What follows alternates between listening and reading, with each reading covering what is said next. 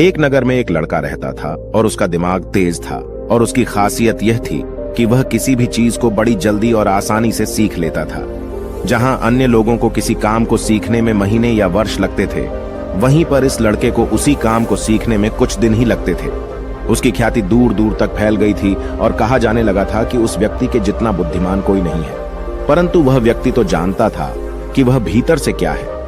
हर व्यक्ति जानता है कि वह भीतर से क्या है, चाहे वह बाहर से कुछ भी। वह व्यक्ति भीतर से तो परेशान था, परंतु वह अपने अहंकार से अपनी परेशानियों को ढकना चाहता था। दोस्तों, ज्यादातर लोग ऐसे ही करते हैं।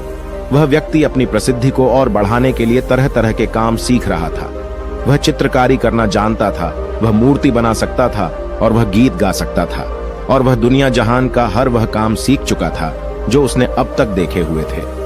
इसलिए उसे अपनी बुद्धिमत्ता पर अहंकार था, क्योंकि कोई भी साधारण आदमी एक काम कर सकता है या दो काम कर सकता है या ज्यादा से ज्यादा 3 काम को कर सकता है, परंतु वह तो सैकड़ों काम को कर सकता था और बहुत अच्छे से कर सकता था। इसलिए उसे अपनी बुद्धिमत्ता पर अहंकार था। वह इस बात को अंदर ही अंदर मान चुका था कि उसके जितना बुद्धिमान इस दुनिया में कोई भी नहीं है। फिर एक दिन उसका सामना गौतम बुद्ध से होता है। उसे पहली बार एक ऐसा व्यक्ति दिखता है जिससे उसे ईर्ष्या होती है।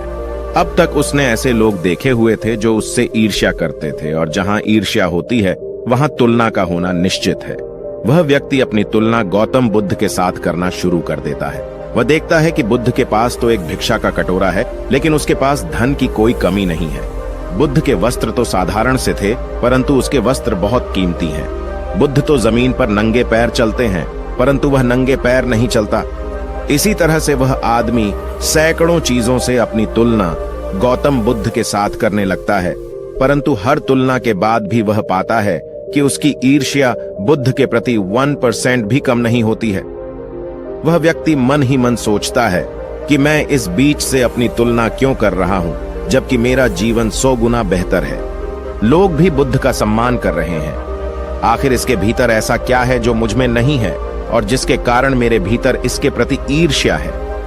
बहुत देर अपने मन में उलझे रहने के बाद वह व्यक्ति तय करता है कि वह बुद्ध के पास जाएगा और उनसे पूछेगा कि उनकी उपलब्धि क्या है। वह व्यक्ति अपने सेवकों के साथ बुद्ध के पास जाता है और उनसे कहता है कि मैं इस इलाके का सबसे बुद्धिमान व्यक्ति हूं और आप अपने आसपास जो भी देख रहे हैं मैं वह सब काम करना जानता हूं। किसी भी कार्य को सीखने में मुझे बहुत ही कम समय लगता है। सभी लोग मेरा सम्मान करते हैं, परंतु इस सब के बाद भी मेरे भीतर आपके लिए ईर्ष्या है। मैं यह जानना चाहता हूं कि आपकी उपलब्धि क्या है। ये सब लोग आपका आदर सम्मान क्यों कर रहे हैं?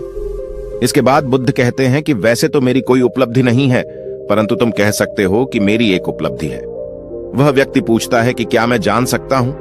तो फिर बुद्ध कहते हैं कि मेरी एक उपलब्धि है कि मैं सभी उपलब्धियों को छोड़ चुका हूं। वह व्यक्ति बुद्ध से पूछता है कि मतलब मैं कुछ समझा नहीं। बुद्ध उस व्यक्ति से कहते हैं कि क्या तुम्हें प्रशंसा अच्छी लगती है?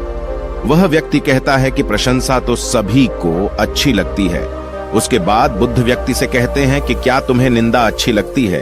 वह व्यक्ति कहता है कि भला इस दुनिया में कौन है जिसे अपनी निंदा अच्छी लगी है?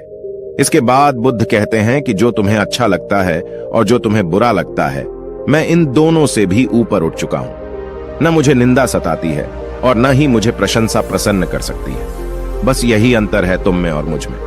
और उसके बाद वह व्यक्ति बुद्ध से कहता है कि परंतु यह कैसे संभव? बुद्ध मुस्कुराते हैं और उस व्यक्ति से कहते हैं कि तुमने सैकड़ों काम सीखे, लेकिन एक सबसे जरूरी काम को तुम सीखना भूल गए। वह व्यक्ति बुद्ध से पूछता है कि कौन सा काम बुद्ध? बुद्ध कहते हैं कि अपने मन को नियंत्रण करना क्या तुम्हें आता है? बुद्ध की बात सुन वह व्यक्ति समझ जाता है कि ईर्ष्या का यही कारण था। उसके बाद बुद्ध कहते हैं कि जिस व्यक्ति ने सारे जगत को जीत लिया लेकिन अपने मन को नहीं जीता, उसने कुछ भी नहीं जीता, और जिसने अपने मन को जीता परंतु अपना सब कुछ गंवा दिया, फिर भी उसने सब कुछ जीत लिया, क्योंकि वास्तव में बुद्धिमान व्यक्ति वही है जो अपने मन का शासक है, वह नहीं जो अपने मन का गुलाम है। गौतम बुद्ध के इन शब्दों को सुनकर उस व्यक्ति का अहंकार टूट जाता है और वह व्यक्ति बुद्ध से कहता है कि क्या आप मुझे अपने मन को जीतना सिखा सकते हैं? बुद्ध कहते हैं कि अवश्य सिखाएंगे, परंतु मैं तुम्हारी सभी उपलब्धियां छीन लूंगा। फिर उसके बाद वह व्यक्ति बुद्ध से कहता है कि मैं इसके लिए तैयार हूं। उस दिन से वह व्यक्ति ध्यान करना शुरू कर देता है, क्योंकि ध्यान ही वह तरीका है जिससे आप अपने मन को अपने वश में कर सकते हैं। अपने मन को अपने वश में इस तरीके से कर सकते हैं। अगले वीडियो में हम इसी के बारे में बात करने वाले हैं। ज्ञानी वही है जो सच्चे मित्र को कभी नहीं छोड़ता। एक समझदार व्यक्ति वह है जो दूसरों के गुणों और विशेषताओं को देखता है और उनसे सीखता है, न कि दूसरों से तुलना या ईर्ष्या करता है। मूर्ख व्यक्ति अपने क्रोध को जोर से प्रकट करता है, लेकिन बुद्धिमान शांति से उसे वश में करता है। एक मूर्ख व्यक्ति खुद को ज्ञानी समझता है। बुद्धिमान वह है जो वर्तमान को ठीक प्रकार से समझे और परिस्थितियों के अनुसार आचरण करे। अपने अतीत को याद रखकर हम बुद्धिमान नहीं हो जाते, बल्कि अपने भविष्य की जिम्मेदारियों को समझकर हम बुद्धिमान होते हैं। जो व्यक्ति विवेक के नियम को तो सीख लेता है, पर उन्हें अपने जीवन में नहीं उतारता, वह ठीक उसी किसान की तरह है जिसने अपने खेत में मेहनत तो की पर बीज बोए ही नहीं। दोस्तों, इस वीडियो में बने रहने के लिए आपका बहुत बहुत आभार।